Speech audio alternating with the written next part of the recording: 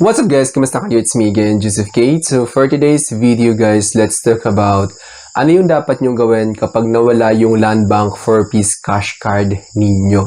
So para sa mga 4-piece beneficiaries, kapag nawala yung Land Bank cash card ninyo, pag-uusapan natin guys kung makukuha nyo pa rin ba yung cash na payout ninyo kahit nawala na yung Land Bank cash card ninyo sa 4-piece. Ano yung dapat nyong gawin? At saka kung ano yung step-by-step process para mapalitan ng panibago yung Land Bank cash card ninyo. Kasi hindi po siya basta na lang ganun na pag nawala, papalitan kayo ng bago, may kailangan po kayong gawin para ma-process yung replacement ng cash card ninyo sa Land Bank sa mga 4-piece beneficiaries. At saka kung magkano yung kailangan yung bayaran kasi hindi lang siya basta nawala, so kapag magpapa-replace kayo, may bayad po guys yung replacement process para mapalitan ng panibago yung Land Bank cash card ninyo.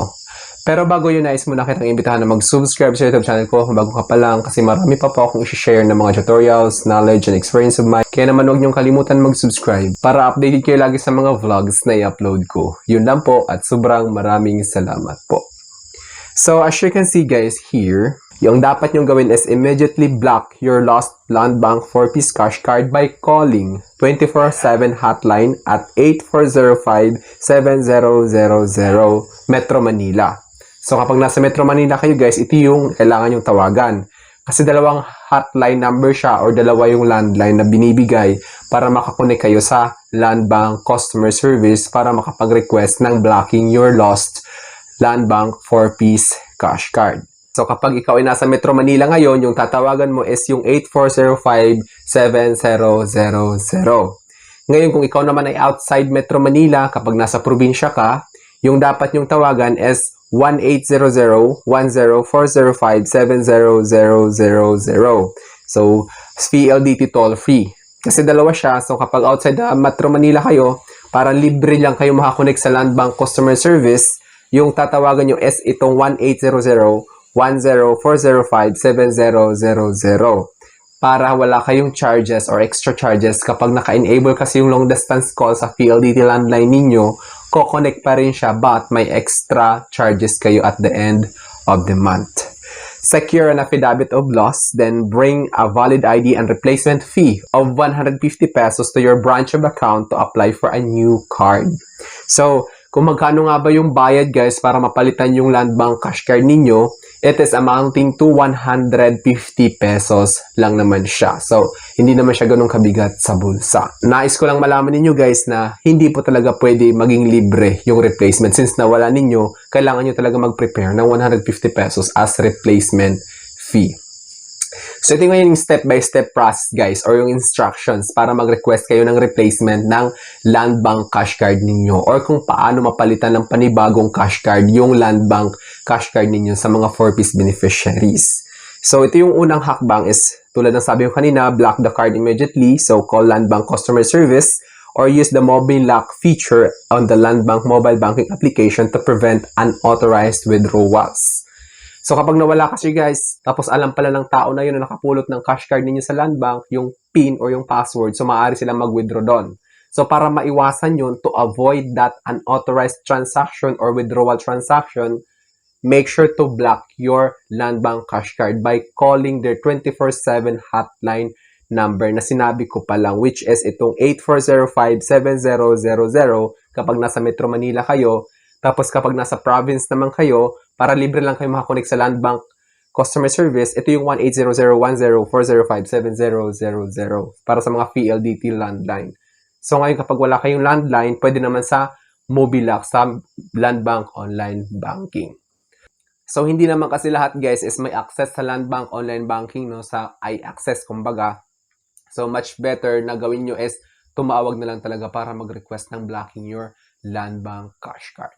Then, pangalawang hakbang guys, or yung second instructions na dapat nyong gawin kapag nawala yung Land Bank cash card ninyo, report to 4-piece focal person. So, ito yung sinasabi na parang parent leader ng mga 4-piece beneficiaries, isang barangay. So, kailangan yung i-inform. So, inform your municipal link or ML or city link CL immediately regarding the lost card.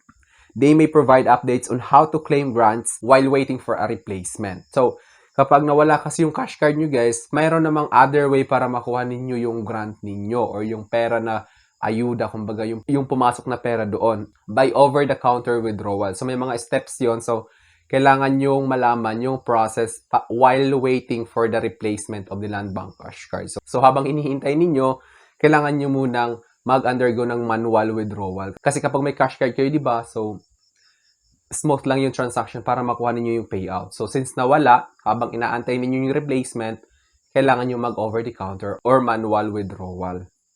Then, pangatlong step is prepare requirements for replacement. So, ito yung kailangan yung dapat talagang gawin. Since nawala ninyo, you have to prepare the requirements for replacement. Notarize affidavit of loss. Prepare a document stating the details of how the card was lost. So, kailangan yung ipanotary yan, guys. So, dapat may affidavit of loss para ma-process, and yun, document sinasabi nyo doon kung paano nawala, anong nangyari, bakit nawala yung cash card ninyo sa 4-piece. Then, of course, yung valid ID. Bring at least one valid ID. Example is 4-piece ID or barangay ID or senior citizens ID. To verify your identity, guys, normal ito, so huwag kayong magagalit. Ito yung standard operating procedure para ma-process yung replacement ng land bank cash card ninyo. Kailangan nyo magdala ng proof of identity or identification card, yung ID, para mapatunayan na kayo talaga yung may record doon. Kasi kapag nakita nila yung pangalan sa ID mo, kikita nila sa computer, so makikita na may record ka doon. Then ipaprocess nila yon. Card replacement fee. So prepare a fee ranging from 150 to 300 pesos. So nakadepende siya kasi guys. So minsan umaabot ng 300 pesos pero hindi siya bababa ng 150. Hindi rin naman lalagpas ng 300 pesos. So, dapat aware kayo doon. So, much better guys, mag-prepare na lang kayo ng above 300 pesos. Baka kasi may mga other charges pa. Para at least isang process na lang. Then, sure na ma-process yung replacement ng land bank cash card ninyo. Then, pang-apat is visit your land bank branch. Go to the land bank branch where your account was open to request a new card. So, kapag na-secure na yung affidavit of loss, tapos may valid ID na, then nakapag-prepare na kayo ng pambayad ng replacement fee, then pumunta kayo kung saang branch kayo nag-open ng account ninyo sa cash card na yon, or kung saang branch na kuha ninyo yung land bank cash card na yon.